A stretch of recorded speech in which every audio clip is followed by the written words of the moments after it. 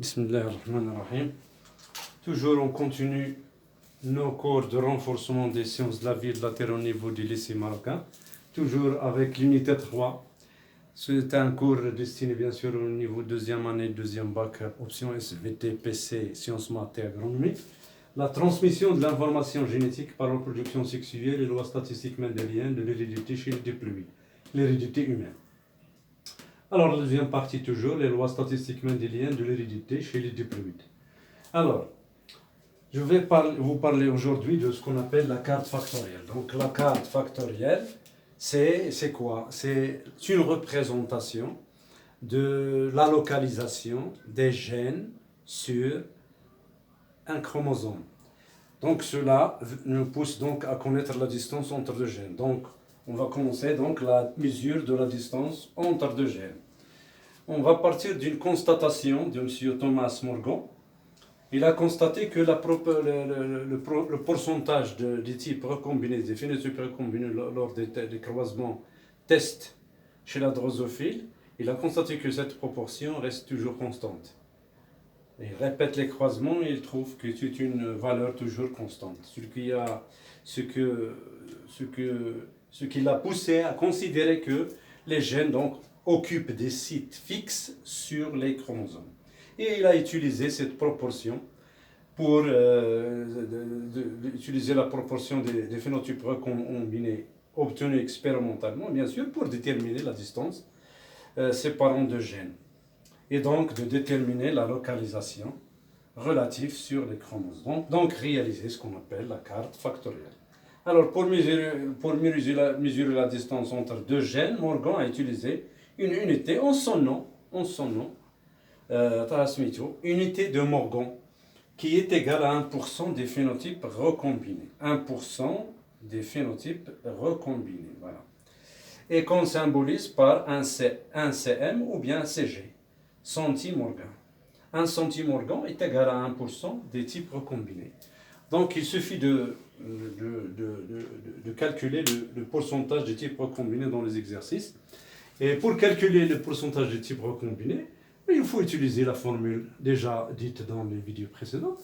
Le pourcentage des phénotypes recombinés est égal au nombre des phénotypes recombinés sur le nombre total des phénotypes fois 100.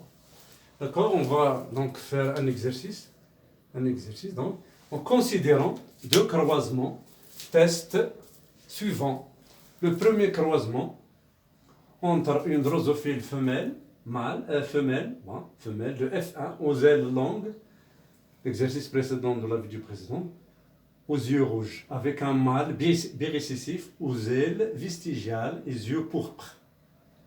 Deuxième croisement entre une drosophile mâle de F1, alors femelle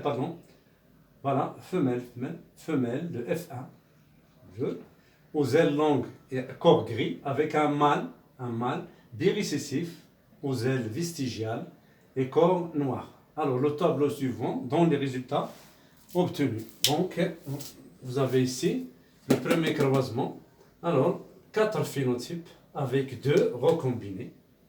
Voilà, donc un phénotype parental, un autre parental et 2 types recombinés VR, c'est-à-dire les individus vestigiales, les yeux rouges VR, les individus aux ailes longues, aux yeux pourpres, LP.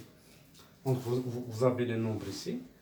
Le deuxième croisement, c'est la même chose, donc 2 phénotypes donc, parentaux, voilà, et 2 types recombinés. D'accord? Donc vous avez ici les nombres obtenus. Les questions de travail à faire.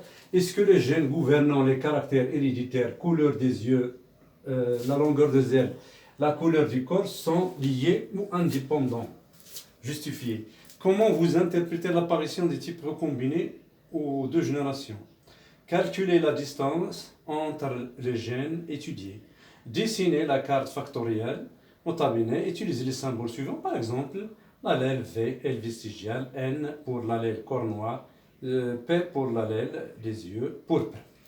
Donc, la première question, est-ce que les gènes gouvernant les caractères héréditaires, couleur des yeux et longueur des ailes et la couleur du corps sont liés ou indépendants? Donc, vous voyez bien que les types recombinés sont en nombre dans les 2 croisements en nombre petit, donc leur proportion et petite par rapport aux types parentaux. Donc, forcément, donc les trois gènes donc, sont liés. Les deux croisements testent donnent 4 phénotypes avec des proportions inégales. C'est pas comme dans le cas de la ségrégation indépendante dans les gènes indépendants. Ici, sont des proportions inégales, donc les gènes étudiés sont liés, sont situés sur le même chromosome.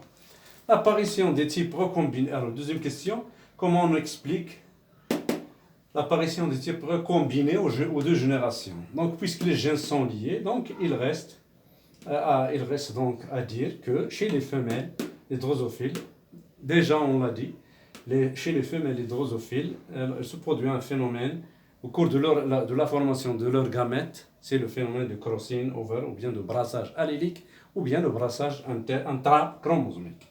L'apparition des types reconnus par le phénomène de deux crossing over, deux fois, crossing over, entre le chromosome homologue au cours de la méiose, lors de la formation des gamètes chez les drosophiles femelles. D'accord? Alors, pour calculer donc la distance entre les gènes étudiés, donc le premier croisement va vous donner donc la distance entre l'allèle V et P. Entre l'allèle V et P. Donc, à quoi est égale cette distance? 19 sur plus 26 sur le total, c'est 451 fois 100, ce qui vous donne 9,9%.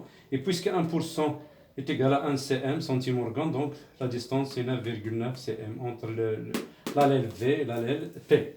La distance entre N et V, donc c'est le deuxième croisement qui va nous donner cette distance. 31 plus 35 sur 365, le total fois 100, c'est 18,1%.